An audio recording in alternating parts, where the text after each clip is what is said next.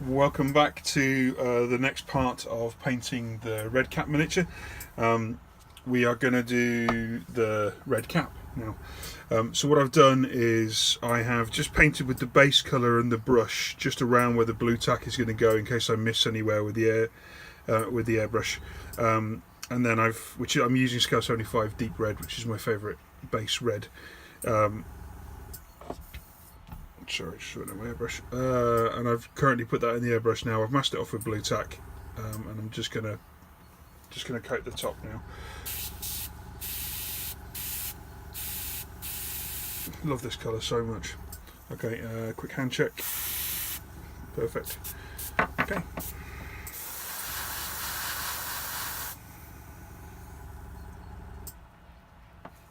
Is that Scale 25 Deep Red? Or have I used Mayhem Purple instead? I don't know, let's look and see. No, it is Deep Red, that's cool. Something is leaking on the airbrush, it's always good fun. Right.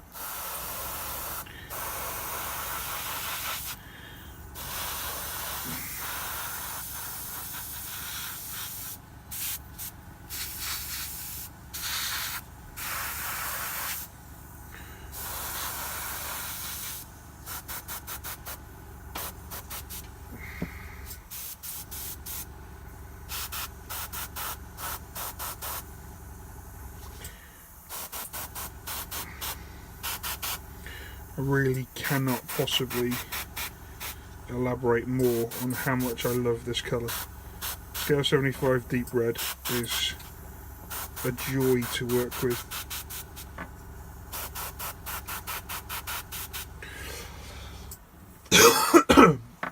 So what I'm doing is just slowly building up the opacity of the colour.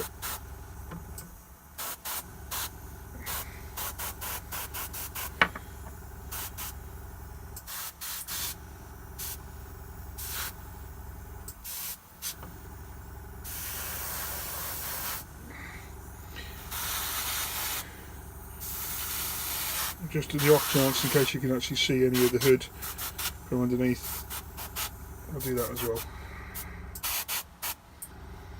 Okay, so that's going to dry much darker than it appears now. It goes on really quite vibrant and it dries super matte and very, very dark.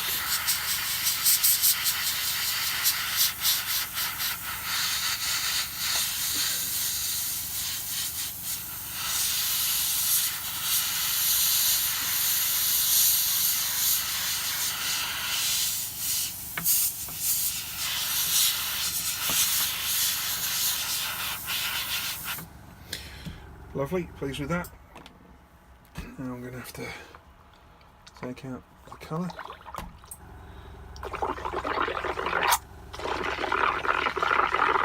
I also went for my coffee. What I should have done, sensibly, would have been to change the water, wouldn't it? Instead I didn't do that. I'm not sensible at the best of times. Right, I'm going to switch colours now, switch colour ranges now. So I'm going from the Scale 75 scale colour sets, which are the Ultra Mattes, and I'm going to go to the fantasy colours from Scale 75, which are much more kind of akin to that of Games Workshop colours insofar as they are satiny. And I'm going to use that because I want quite vibrant colour on his hat. In fact, I want very vibrant colour on his hat. So I'm going to start with Hastel Purple, which is kind of a deep dark purple colour, as you can see there from what I've just put down. I'm going to put the tiniest bit into the airbrush, and I mean just a tiny trace, because we're going to be using microscopic amounts of paint now.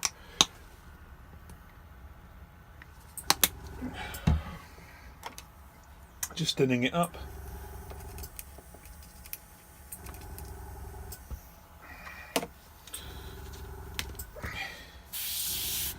Pull the colour through. Okay, so you can see it's a very purple colour, and the reason I want to use this is to tint the back.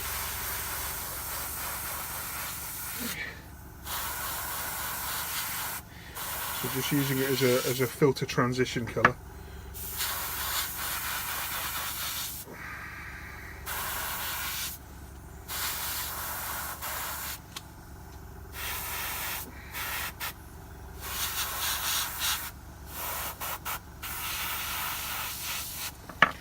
Okay. So the purple's gone on now, and that will dry. It's quite a nice, very deep red wine colour. I don't know if you can see that. Good. What we're going to do now is just pull the paint through, because I only used a tiny little bit. There's next to nothing left in there, which is perfect. It's absolutely what we want. And now we're going to go for Scale 75 Mayhem Red on the Fantasy colours. Let's see whether these are blocked or not. I haven't used the Fantasy colours for quite a long time.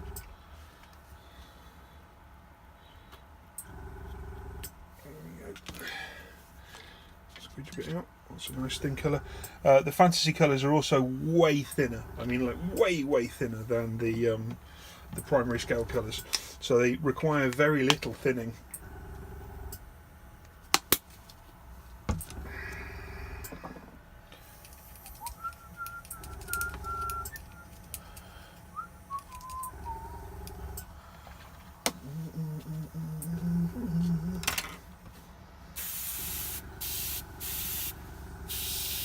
Lovely, so we've got the red coming through now. And now with the red, I'm going to go across it like this.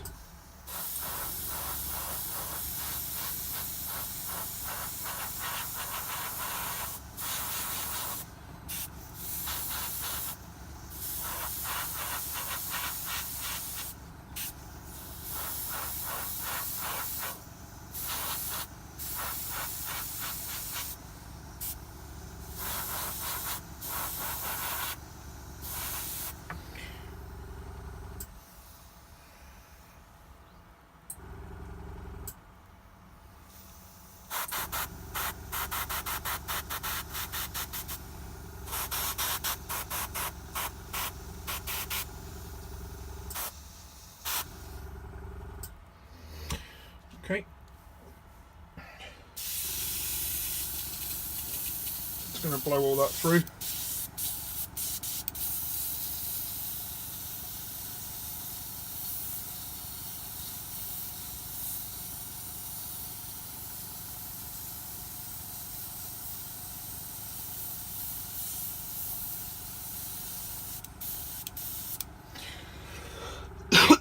Now we're going to go for Scale 75 Berit Red, or Berit Red. No idea how you pronounce it. This is getting quite interesting, this palette, isn't it? With this backing paper. This is a much more orangey colour. Much more orangey colour. And because it's an orange, it's going to be a lot thinner. So when we're diluting this, we really need to dilute it next to nothing. Yeah, it's just picking up the last of the pigment from the colour previously in the mixing pot, the paint pot, and that's fine. It'll help to blend the two together. We can just draw it through. You can see there it's a much more, it's what we call a candy colour. Okay, and the candy colour will affect the colour underneath it with every layer of coat, successive coat that you use. So I'm just going to dry off this and make sure this is all fine. And then we're going to do the same thing as we did before, but we're just going to start in the middle first. We're going to do a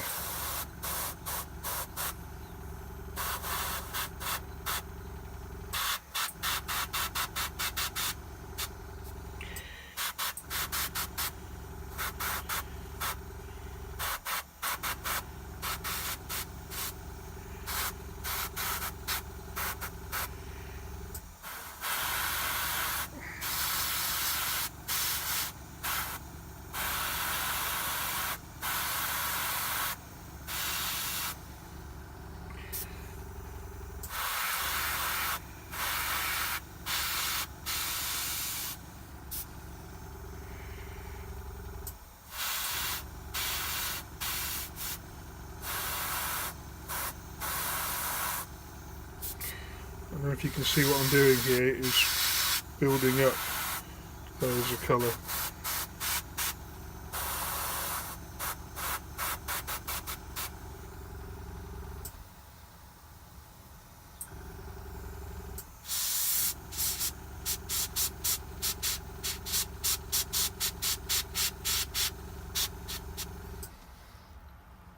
possible to even airbrush in the little squares.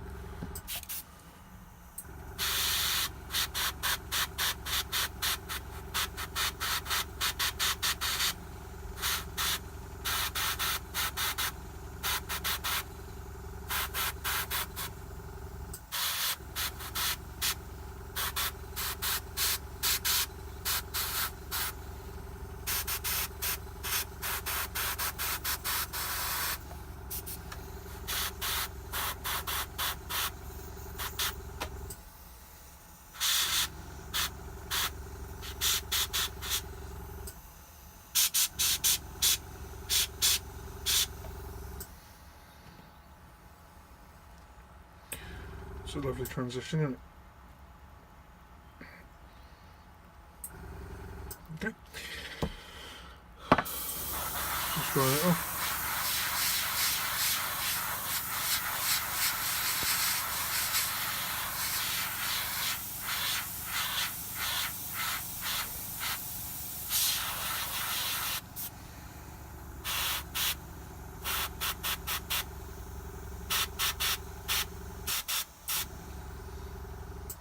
What I'm doing there is just picking out the piece that's going to catch the most light.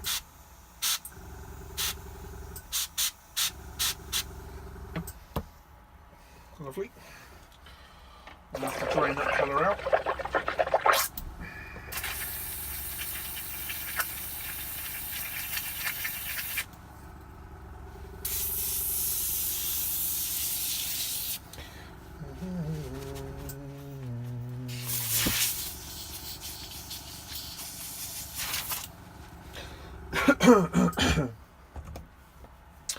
Going to use scale 75 Anima Orange now, which is a really lovely colour that they do. It's got quite a thin pigment on it, but it's a really lovely colour orange. I'll just pop a bit down here for you to see. I need to unplug it, unfortunately. Oh, it looks like glue. Right. Squeeze out the shit. Okay, so I'm going to just pop that in, and I don't normally thin this with anything more than the tiniest trace drop. It doesn't really need it. We're going to use this to change the colour of the red underneath it to make it, or to increase its luminosity. So it's coming through lovely.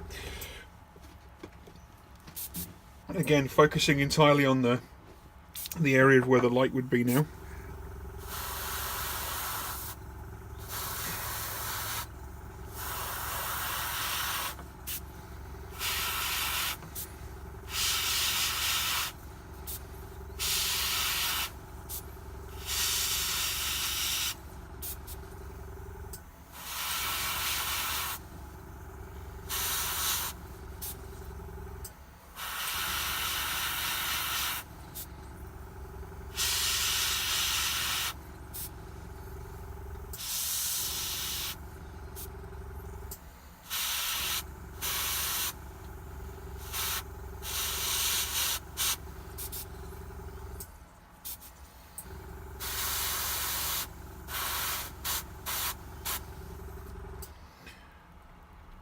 Okay.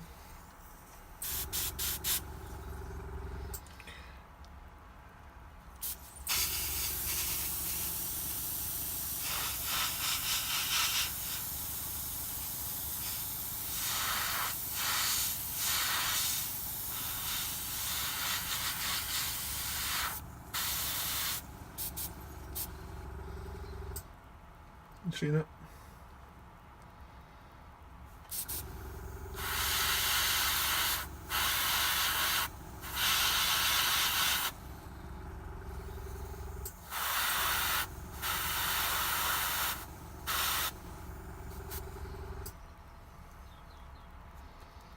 Got it? Okay, now what we're going to do is a favourite trick of mine. So something I really love to do. And let's just try the airbrush off. I hope I've still got some actually. I'm not sure if I've actually got any. Let's have a look and see. Excuse me, just standing up a second. Oh, I do have some. That's lovely. Okay, thanks. Okay, I'm going to use a Games Workshop colour now. I know, shock horror. I don't use many Games Workshop colours because, in all honesty, they're pretty shit. But their glazes are really, really, really good. And in particular, their Lamenter's yellow glaze is an all-time favourite of mine. I'm putting it into the airbrush neat. So just glaze, no need to thin it because it's obviously a glaze consistency anyway.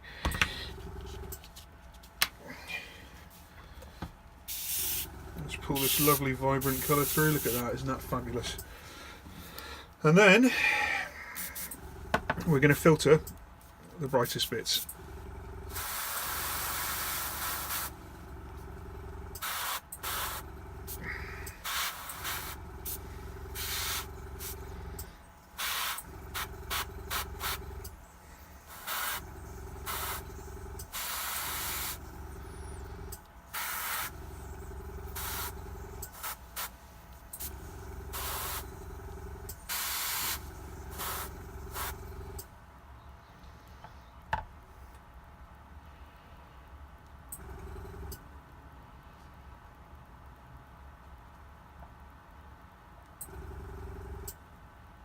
See that?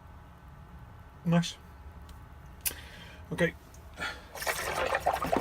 Now what we're going to do,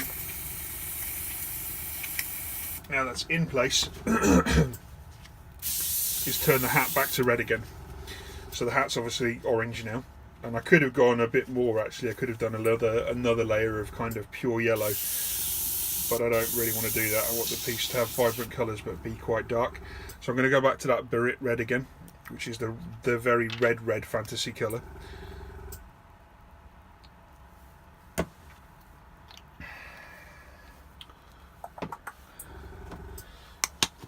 just going to add a tiny bit of thinner to it because it is thin, as I said before. Which is like a kind of slightly neon-y colour.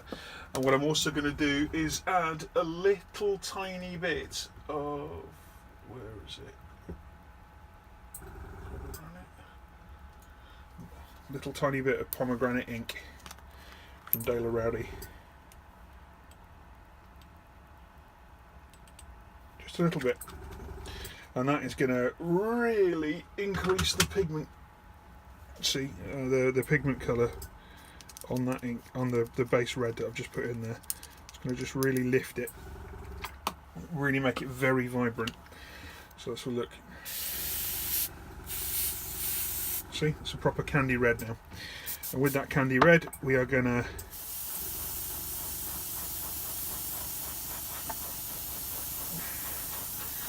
apply a transitional filter.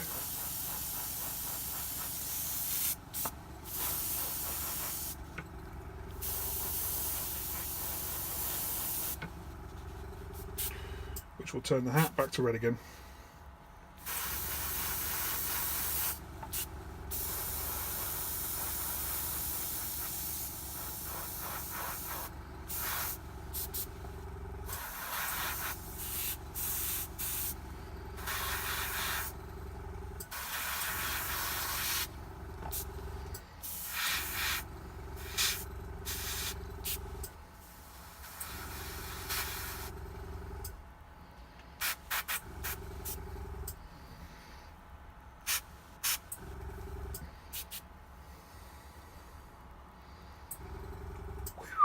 Lovely.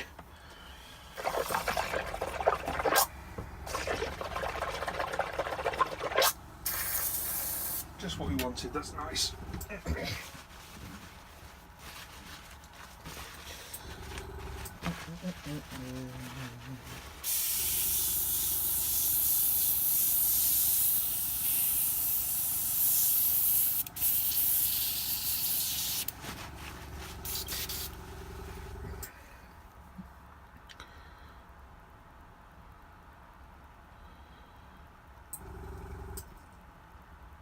Okay. Now I am gonna just pop another bit of orange onto it, and for that I'm going to use pure Daily Rowney ink. And this orange is super vibrant. It's really beautiful, and the colour is called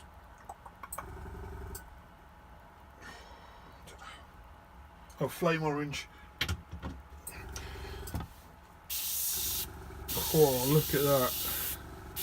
Love airbrushing with inks. And all I'm going to do now is spot highlight the central core that I want.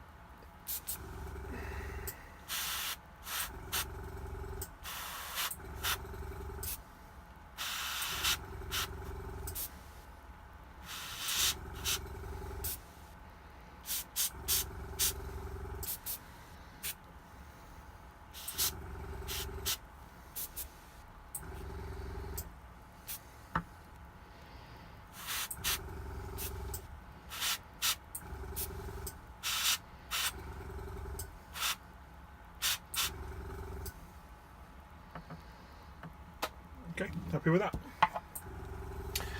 Less is more.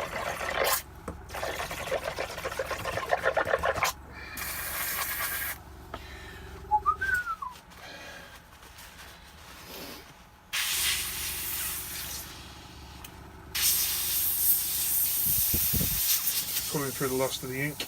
I'm going to have to use a bit of water, pure water now, because the inks have got such fabulous colours. They don't easily clear through.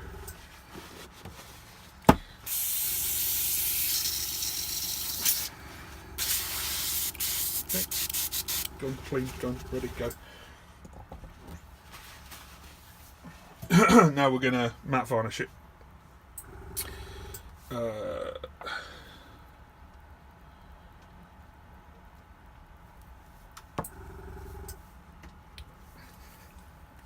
Just to lock it all in, as we talked about before.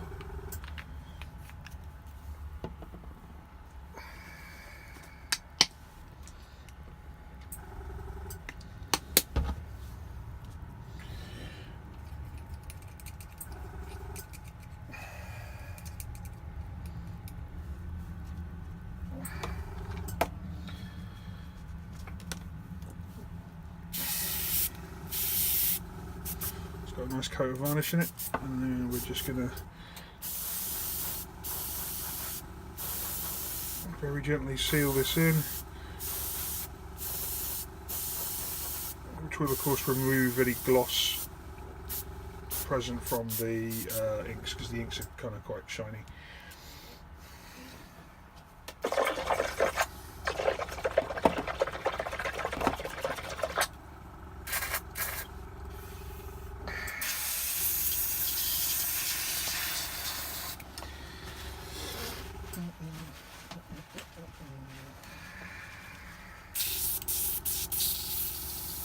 Wow, this video is 23 minutes long already. I'm surprised about that. I didn't think it had been that long.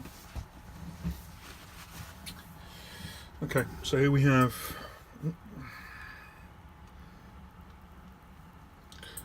our transition from that kind of deep shadow right the way around to candied light. And obviously we're gonna glaze back in a lot of the contrast in terms of those cracks and stuff, but with the airbrush and the fades, that's the nice colour transitions that we actually wanted.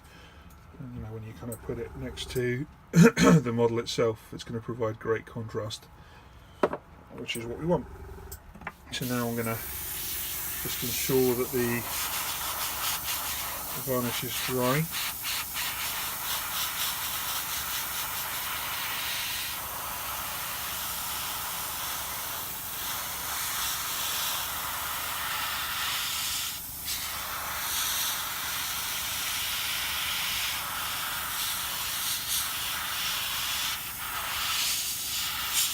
Okay, so that's that done. Let's remove the blue tack masking. It was a bit of a nerve-wracking thing to do. Do a wodge of blue tack. The best way to remove blue tack, if you don't know, and I'm sure nobody's gone through school without knowing this, but is with more blue tack. So just get a little wodge of it and just tap it on, and it will pull the blue tack away nice and neatly. And that's good, actually. So far I've not missed a great deal of the space around the eyes. In fact, I'm really pleased with that, because I was quite worried I'd have to go in and brush glaze to match the airbrushing, because the eyes are so small. But actually I've taken the time to mask it properly using a clay shaper, and it's worked out pretty well. Look at that, in one piece that came out. Lovely.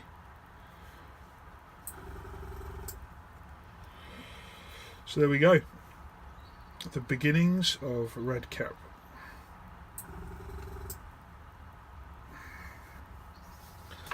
It's pretty good progress. Right, I'm going to end this video there, because it's been a good sort of 26 minutes anyway, so thank you very much for watching to this point. I'm going to sack off the airbrush on this soon, actually. I think the last thing I will airbrush on this will be the blade of the axe, and probably his shoes, because they look like they're going to be armoured metallic shoes as well. So next time I come back I'll do the shoes with the airbrush, obviously preparing it for a paintbrush. Right, thank you very much for watching. Leave comments. Cheers, bye.